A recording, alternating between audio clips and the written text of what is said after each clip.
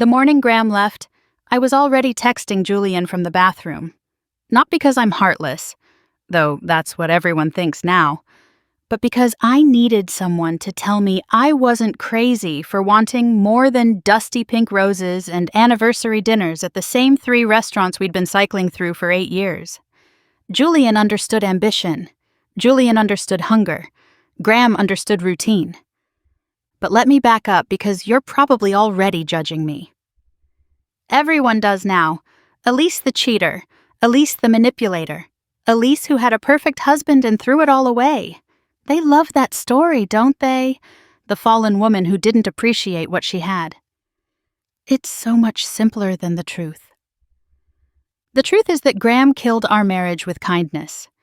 Death by 1,000 considerate gestures.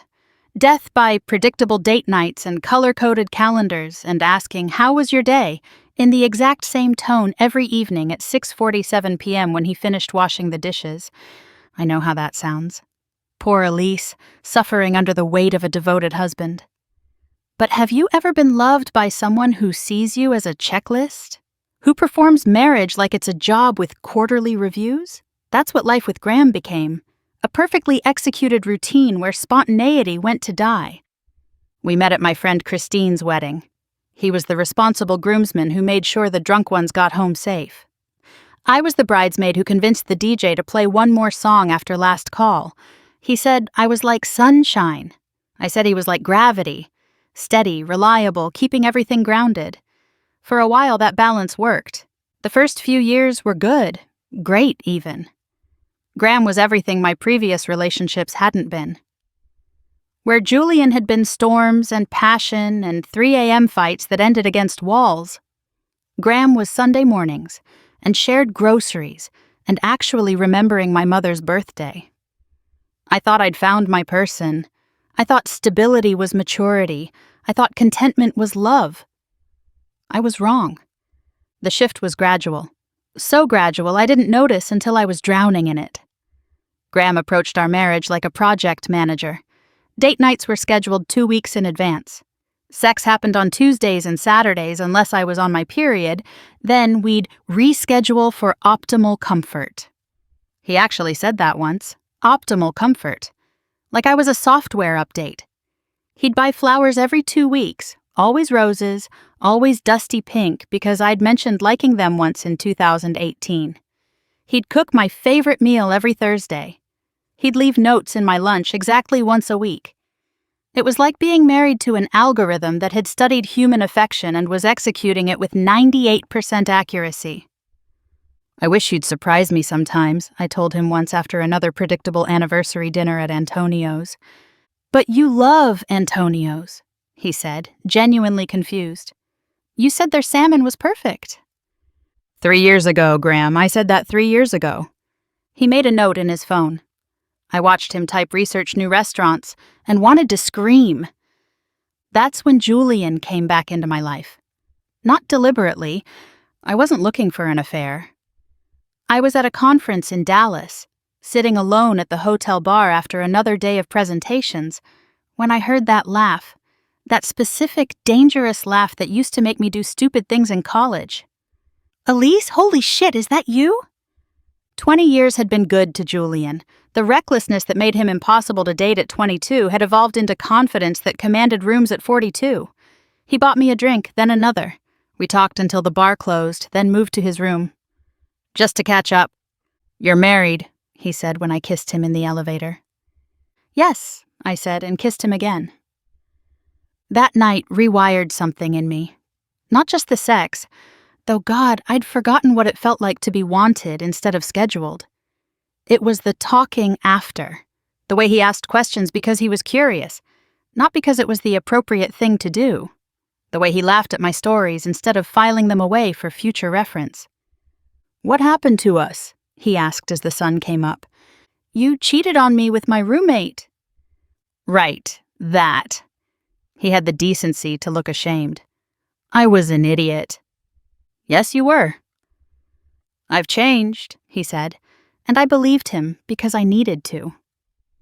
The affair started slowly, emails about the conference that turned personal, Texts that started professional and ended with, "I can't stop thinking about you." When he started traveling to Chicago for business, we both knew what business meant. With Julian, I felt like a person again instead of a wife-shaped function in Graham's perfectly organized life. He'd surprise me with concert tickets, take me to underground restaurants with no reviews, kiss me in public like he couldn't help himself. Every moment was electric because I never knew what would happen next. "Leave him," Julian would whisper in hotel rooms. "You're wasting yourself on someone who sees you as maintenance work." But I couldn't. Not yet. Graham hadn't done anything wrong. He was a good husband by every measurable metric. How do you divorce someone for being too consistent, too reliable, too exactly what they've always been? So I lived two lives. Graham's wife at home, attending his company dinners, maintaining our social calendar, playing the role I'd auditioned for a decade ago. And Julian's whatever I was to him. His escape, maybe. His second chance. His proof that some fires don't actually burn out. The lying came easier than it should have. Graham trusted me completely, which made deceiving him feel both simpler and worse. He'd help me pack for girls' trips that were really weekends with Julian. He'd wish me luck on late client dinners that ended in a different kind of appetite. He never questioned, never doubted, never looked at me with anything but the same steady affection he'd worn since our wedding day. That should have been enough to stop me. It wasn't. Because meanwhile, there was Mara. I know how that sounds. Trust me, I know. But Mara was different. She wasn't an escape or a rebellion. She was unexpected. I'd hired her to design marketing materials for my company. Young, talented, insecure in that way that made you want to build her up just to see what she'd become. We worked late one night, reviewing layouts and arguing about fonts when she said something that stopped me cold. "You're not happy." Not a question, an observation. "Excuse me? In your photos, the ones on your desk, you're smiling but you're not there." I stared at her, this 26-year-old with her second-hand blazer and chipped nail polish, seeing straight through me. "You don't know anything about my life. I know you stay here until 10 every night instead of going home." She was right. I kissed her to shut her up. Or maybe to feel something different. Or maybe because I was already so far gone that one more secret didn't matter. With Mara, I felt powerful. She looked at me like I hung the moon. She believed every story about my failing marriage, every excuse for why I couldn't leave yet. She was soft, where Julian was hard, yielding where he was demanding. I needed both. I convinced myself I deserved both. The juggling act was exhausting but exhilarating. 3 different versions of myself. 3 different kinds of alive. Work Elise, who commanded respect. Julian's Elise, who craved chaos. Mara's Elise, who felt worshipped. And somewhere buried under all of that, Graham's Elise, the only one who felt like acting. "You're glowing lately," Graham said one night, bringing me tea while I pretended to work on my laptop. "The promotion must be agreeing with you." There was no promotion, but I smiled and accepted the tea, chamomile, because he'd noted once that I found it soothing, and felt the guilt settle in my stomach like stone. I started making mistakes, coming home in the wrong clothes, forgetting which lies I'd told to whom. Once I nearly called Graham by Julian's name during sex, the scheduled Tuesday night session that felt more like obligation than intimacy. "Are you okay?" he asked after, because of course he noticed my distance. "You seem elsewhere?" "Just work stuff," I said, the universal excuse that covered everything. He made a note to plan a relaxing weekend for us. I watched him add it to his calendar and felt something inside me break. The weekend he planned was perfect, because everything Graham did was perfect in its suffocating completeness.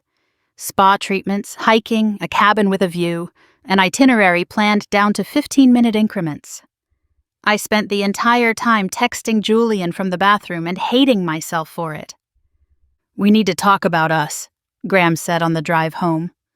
"I feel like you're pulling away." My heart hammered. Had he found out? But no, this was Graham. Direct confrontation wasn't in his programming. "I'm fine," I lied. "We're fine." "I'd like to schedule some couples time. Maybe Sunday mornings? We could make it a tradition." Another tradition. Another scheduled block of mandatory intimacy. I agreed because disagreeing would mean explaining why the thought of one more tradition made me want to drive the car off the bridge. I decided to leave him that night. Not for Julian. I wasn't stupid enough to think that would last. Not for Mara. She was sweet, but insubstantial. For me. For the version of me that existed before I became a to-do list in Graham's life planner. But I'm a coward. I needed him to be the bad guy. I needed a reason that would make sense to our friends, our families, everyone who thought we were perfect. So I got sloppy on purpose, left my phone unlocked, saved photos I should have deleted, scheduled things for when I knew he'd catch me. The night he found out, I was ready. I'd practiced my tears, my excuses, my "it just happened" speech that would make me the woman who made a mistake, instead of the woman who'd been making choices for months. But Graham didn't follow the script. He left roses. Dusty pink, because even in catching me, he was still perfectly infuriatingly himself. He left a letter that was so calm, so measured, so Graham that I wanted to tear it to pieces. He didn't rage. He didn't demand answers. He just saw me. Really saw me for the first time in years. And I hated him for it. The confrontation was nothing like I'd imagined. No screaming, no begging, no passion. Just Graham standing there like a man who'd already grieved and come out the other side. He told me about dignity, about choices, about damage that can't be measured in sizes. He was supposed to fight for me. That was the plan. He'd fight, I'd resist, then reluctantly agree to try again while secretly planning my exit. Instead, he just left. Walked out like I was a meeting that had run over time. The roses sat on the table for 3 days before I threw them away. Julian lasted another week after Graham left. Turns out he was less interested in a real relationship than in the thrill of stealing another man's wife. When I showed up at his apartment with suitcases, he suddenly remembered he wasn't ready for anything serious.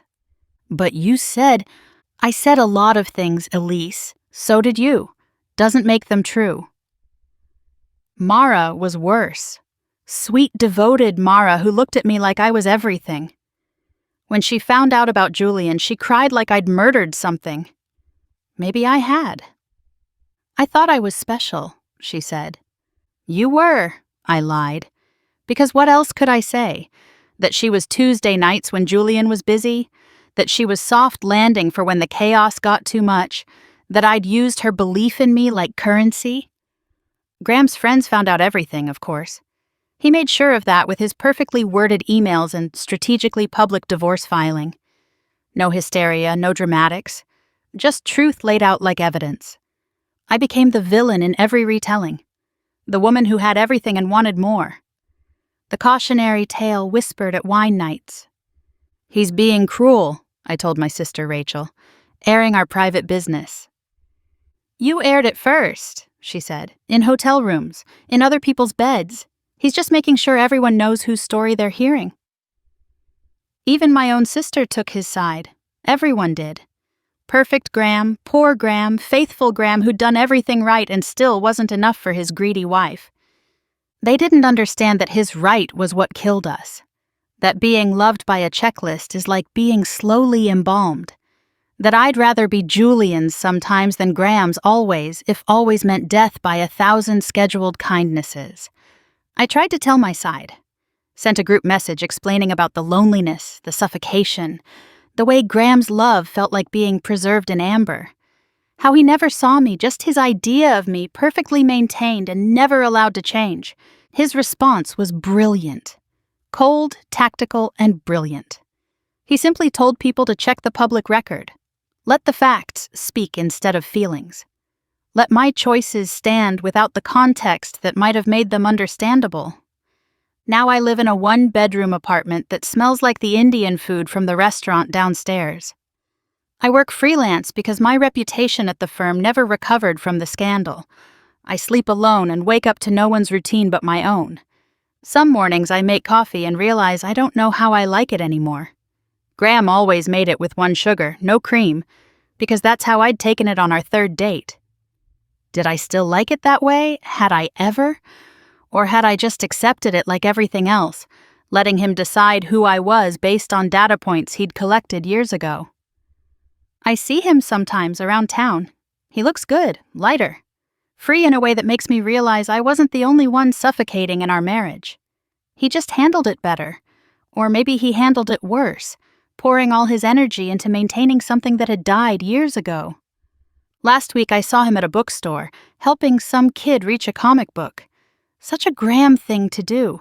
Small, kind, requiring nothing in return. The kid's mother smiled at him. Not flirting, just the natural warmth people show to good men doing good things. He smiled back, easy and genuine in a way I'd forgotten he could be. I left before he could see me, not from shame, though there's plenty of that, but because I finally understood something. Graham had loved me the only way he knew how. Steady, reliable, unchanging. And I had loved him the only way I knew how. Conditionally, selfishly, always with 1 foot out the door. Neither of us were wrong. We were just wrong for each other. But I was the one who lied about it. I was the one who chose cruelty over courage. I was the one who destroyed everything because I couldn't admit I'd chosen the wrong life. The roses were dusty pink because 8 years ago, on our anniversary, I'd gotten emotional over a bouquet at a farmer's market. "They're perfect," I'd said, "like sunset and innocence had a baby."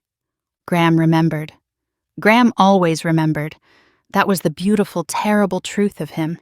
He paid attention to every detail and missed the biggest picture of all. I hadn't wanted perfect. I'd wanted real. I'd wanted messy and uncertain and alive. I'd wanted someone who'd forget my coffee order sometimes but remember to kiss me like they meant it. Instead, I got Graham. And in trying to escape him, I became someone worse than either of us. Now I get my coffee black from the cart outside my building. The vendor doesn't know my name, doesn't know my order. Every morning is a small negotiation, a tiny uncertainty. Sometimes I hate it, sometimes it's everything, but at least it's mine.